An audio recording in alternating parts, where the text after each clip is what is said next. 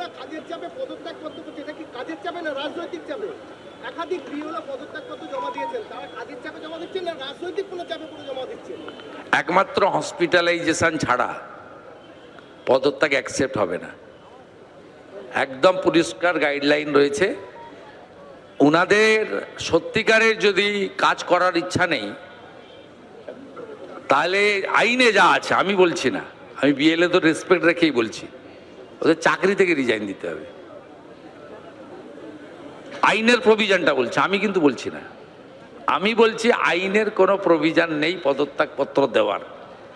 Election কমিশনের duty হচ্ছে ডিজাস্টারের ডিউটির মতো। এই ডিউটিতে একমাত্র হসপিটালাইজেশন ছাড়া বিকল্প কোনো রাস্তা নেই যিনি তার ডিউটি থেকে অব্যাহতি পাবেন। আর যদি কেউ চাপ দিয়ে থাকে, অশোক দাস যাদবপুরের বিএলওর মতো তৃণমূলই চাপ দিচ্ছে, বিজেপির এগুলো করার দরকার নেই।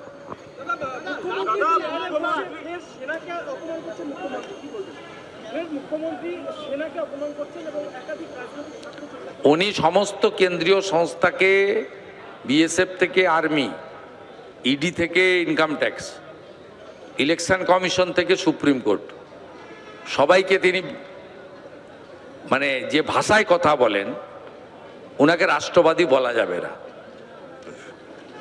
উনি এখন হিন্দু ভোট পাওয়ার জন্য চারিদিকে নারকেল ফাটিয়ে বেড়াচ্ছেন, কিন্তু ট্রেন ছেড়ে গেছে।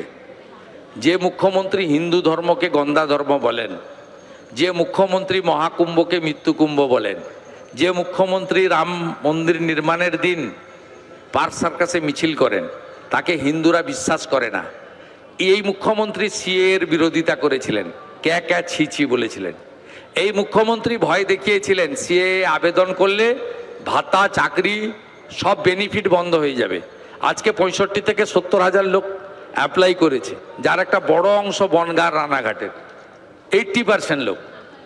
এবং এর মধ্যে প্রায় 1,500-1,700 জন সার্টিফিকেট পেয়ে গেছে, বাকিরাও পেয়ে যাবে, দ্রুততার সঙ্গে পেয়ে যাবে। তারা তাদের কার ভাতা বন্ধ হয়েছে, কার চাকরি গেছে উদাহরণ দিতে পারবেন?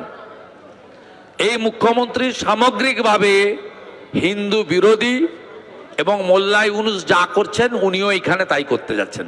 জামাতিদের মুখ্যমন্ত্রী খুব পরিষ্কার হয়ে গেছে। আর যদি ঘটনা শুক্রবার ঘটে থাকে, সেক্ষেত্রে পুলিশের কোনো সাহায্য পাবেন না, এটা পুলিশ মন্ত্রী বলে গেছে।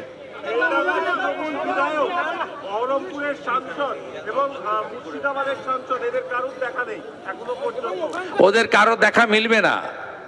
ওরা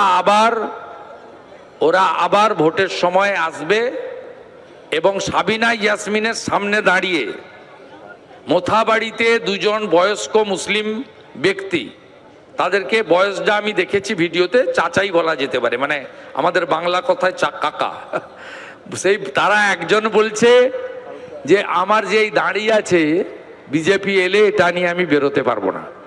কত কুৎসিত প্রচার! বিজেপি তো সমুদ্র, 20টা রাজ্যে আছে, কোথাও এই ধরনের কারোর প্রতি আচরণ হয়েছে দেখাতে পারবেন না। আরেকজন বলছেন, বয়স্ক মানুষ, তিনি বলছেন মোথাবাড়ি মানে কালিয়াচক 2 ব্লকে হিন্দুরা 35, মুসলিমরা 65। আমরা যদি ঐক্যবদ্ধ না থাকি, 35% হিন্দুরা বিজেপিকে ভোট দেবে, আমরা হেরে যাব। এই প্রচারটা করবে তো আলটিমেটলি। এই প্রচার করে এক অক্ষর বাংলা বলতে লিখতে জানে না, গুজরাট থেকে এনে ইউসুফ পাঠানকে জিতিয়েছে। এবং অধীর চৌধুরী শুধুমাত্র হেরে গেছেন, অধীর চৌধুরীও মুসলিমদের তোষণ করেন, শুধু হেরে গেছেন অধীর চৌধুরী নাম বলে। নামটা যদি অন্য কোনো নাম হতো, মানে মুসলিম নাম হতো, তাহলে অধীর চৌধুরী হয়তো জিততে পারতেন। এই সাম্প্রদায়িক বিভাজনটা ভারতীয় জনতা পার্টি করে না, তৃণমূল কংগ্রেস করে। তাই আবু তাহের খান, খলিলুর রহমান, ইউসুফ পাঠান এখন শীতে রুমে হিটার চালিয়ে গরম কফি খাচ্ছেন। তারা অবজার্ভ করছেন টিভিতে, সোশ্যাল মিডিয়াতে, কারণ তারা জানেন যে ভোটের আগে যে শুক্রবারটা আসবে প্রেয়ারের ডেট, সেই দিন 2,500 টাকা ভাতা পাওয়া ইমামরা যা বলে দেবেন ভোটাররা তাই করবে, সেই জন্য তারা নিশ্চিন্তে আছেন। তাই কেউ মরে গেলে, কারো কিছু হয়ে গেলে তাদের আসার দরকার নেই। এবিপি আনন্দ, এগিয়ে থাকে, এগিয়ে রাখে।